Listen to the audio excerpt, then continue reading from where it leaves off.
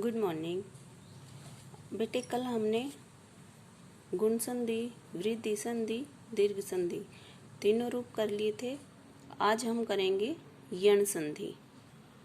यण संधि में य, र, ल और व ये शब्द बनते हैं स्वरों के मेल से। बड़ी ई में छोटी ई मिलाएंगे तो य बनेगा। छोटे बड़े ऊ में छोटा ऊ मिलाएंगे, चाहे छोटा ऊ इधर है चाहे बड़ा ऊ इधर है तो व बनेगा। री में री मिलाएंगे तो ल बनेगा। री में री मिलेगा तो र बनेगा। इस तरह से य, र, व, ल। इसने क्या बताया है? ई या भिन्न स्वर। ई में ई हो तो भी य बनेगा। यदि ई में ए है तो भी य बनेगा। भिन्न स्वर भी हो सकता है बड़ी ई की जगह, मतलब जो हमारा पूर्व पद होता है उसमें कोई भी स्वर हो सकता है। ठीक है। यदि उत्तर पद में कोई भी स्वर होगा तो य बनेगा। ई जमा भिन्न स्वर, कोई भी स्वर हो सकता है, यहाँ य बनेगा। जैसे यदि जमा अपि, यद्यपि बना। यहाँ ये क्या है? ई है, छोटी ई, और यहाँ क्या है? ए है, तो भिन्न स्वर है तो यहाँ क्या बनेगा? यद्यपि। इसके बाद है हमारा ये, यहाँ देखिए री जमा ए समान स्वर। यहाँ पर इसके जैसा ही री नहीं है। ए समान स्वर का मतलब है कोई भी अन्य स्वर है।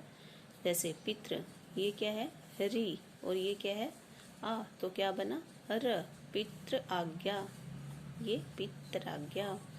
आगे है देवी जमा उवाच, बड़ी की मात्रा जमा उ, क्या बना? व। इसी प्रकार से आप ये सभी एग्जाम्पल बहुत ध्यान से पढ़ेंगे। अब हम पढ़ेंगे अयादि संधि। यण संधि हो गई है जिसमें य, र, ल, व ये वर्ण बनेंगे। अब अयादि संधि में बनेगा अय, आय, अब, आव। यहाँ देखिए ए, वहाँ ई, बड़ी ई, ऊ, बड़ा ऊ और री, ये 5 थे। ठीक है। इसमें सिर्फ ए, ऐ, ओ, औ और इनके साथ प्लस में उत्तर पद में कोई भी आपको स्वर मिलेगा। ए में कोई भी स्वर मिलेगा, अय बनेगा। ऐ में कोई भी स्वर मिलेगा तो आय बनेगा। ओ में कोई भी स्वर मिलेगा, औ बनेगा। औ में कोई भी स्वर मिलेगा तो आव बनेगा। इसके बाद है अयादि संधि हो गई, यण संधि हो गई, पूर्व रूप संधि। पूर्व रूप, पूर्व माने पहले, रूप माने रूप या उसका आकार। ऐ जमा हर्ष स्वर, या जैसे ए है, ऐ जमा ए है तो उसको क्या बन जाएगा? ये उसके रूप में परिवर्तन हो जाएगा। ए को एस की फॉर्म में लिखेंगे। के जमा अपि, क्या लिखा जाएगा? के अपि। ठीक है। तई जमा अपि, क्या लिखा जाएगा?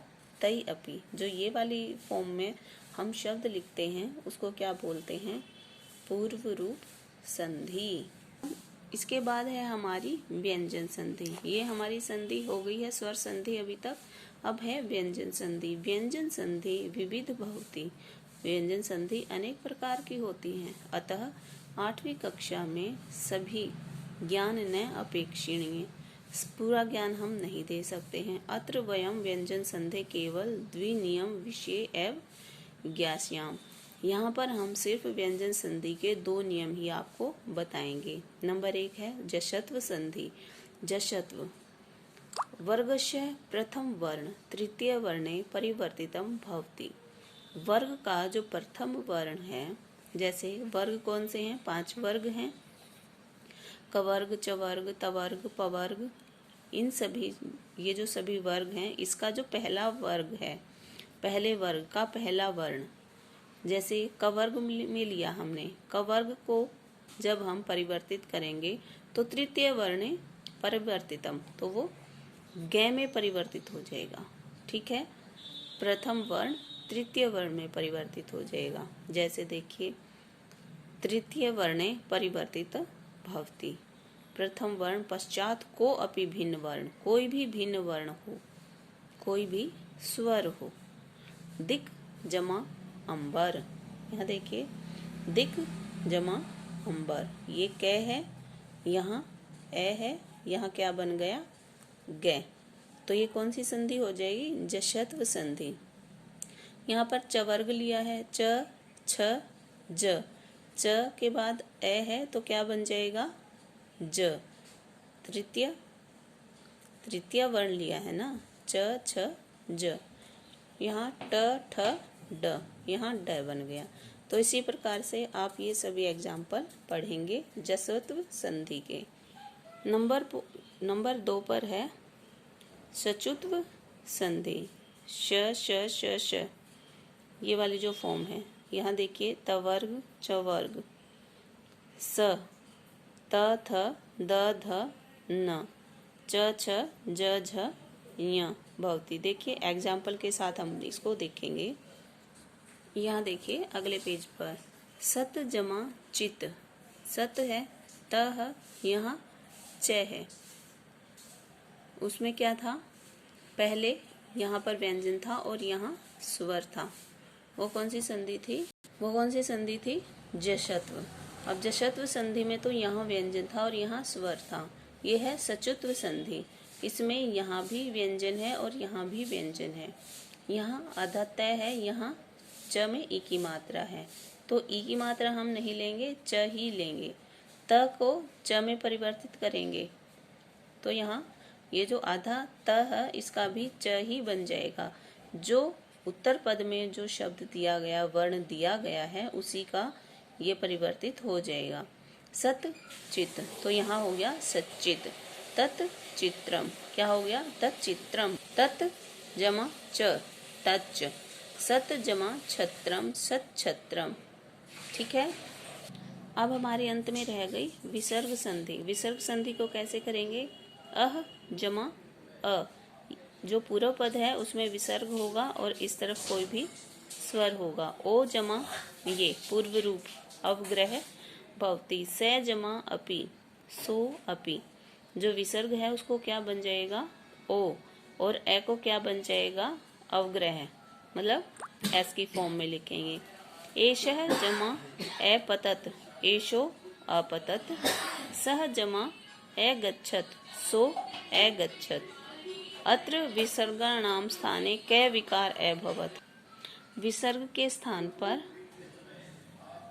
कौन सा विकार होता है, विसर्ग के स्थान पर ओ का विकार होता है।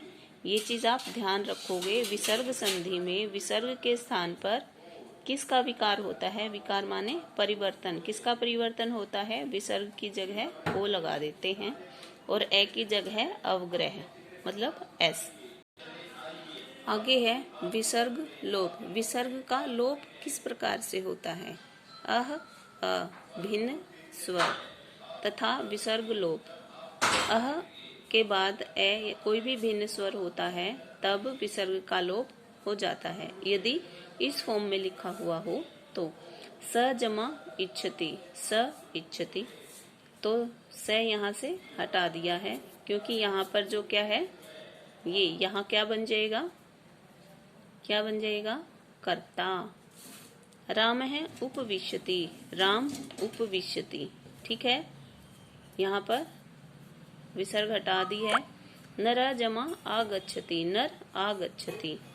नीचे देखिए ध्यान देने योग्य तथ्य। पूर्व रूप का अंतिम वर्ण ए मतलब विसर्ग एवं उत्तर पद का कोई भी स्वर तब विसर्ग का लोप होता है। स जमा इच्छति, स इच्छति, तो यहाँ पर क्या हो गया, विसर्ग का लोप हो गया। आगे जो उदाहरण है आप देखेंगे। अंत में हमारा रह गया विसर्गाणाम र। विसर्गाणाम र, अ और आ भिन्न स्वर एवं विसर्ग जमा स्वरा वर्गाणाम तृतीय चतुर्थ पंचम वर्ण ह य र ल व विसर्गाणाम र भवति। क्या बोला है इसने, ए और आ भिन्न स्वर हैं, विसर्ग हैं, पूर्व पद में विसर्ग हैं, उत्तर पद में कोई भी वर्ग है, जैसे तृतीय, चतुर्थी, पंचमी, या ये सब दिया गया है तो विसर्ग का क्या बन जाएगा? र। विसर्ग जो है उसका क्या बन जाएगा? र। मुनि जमा अयम, मुनिर अयम, विसर्ग का क्या बना? र बना, क्योंकि यहाँ ए है, यहाँ विसर्ग है तो र में परिवर्तित हो गया। कौन? विसर्ग को र में परिवर्तित कर दिया। मुनि जमा गच्छति, मुनिर गच्छति। यति जमा अयम, यतिर अयम। कवि जमा लिखती, कविर लिखती। इस प्रकार से आप ये सभी पढ़ेंगे। यहाँ देखिए ध्यान देने योग्य तथ्य। पूर्व पद का अंतिम वर्ण, पूर्व पद का जो अंतिम वर्ण होता है ए और भिन्न स्वर होता है। उत्तर पद का जो प्रथम वर्ण होता है कोई भी स्वर होता है। वर्गों का तृतीय, चतुर्थी, पंचमी होता है, या है, ये, रे, ले, वे ये होता है तो विसर्गों को रे में परिवर्तित कर देते हैं। ठीक है, इतना समझ आ गया बेटा, करना इसे। अंत पेज पे, पेज नंबर कौन सा है? 34। पेज नंबर 34 पर ये यहाँ पर आपको चित्र दिया गया है, इसमें आपको मुनि शब्द रूप लिखना है। ठीक है, ऊपर दी गई है प्रथमा विभक्ति, द्वितीय विभक्ति, इसमें आपको मुनि शब्द रूप लिखना है। लास्ट ईयर भी आपने किया था, इसको फिल कर लेना।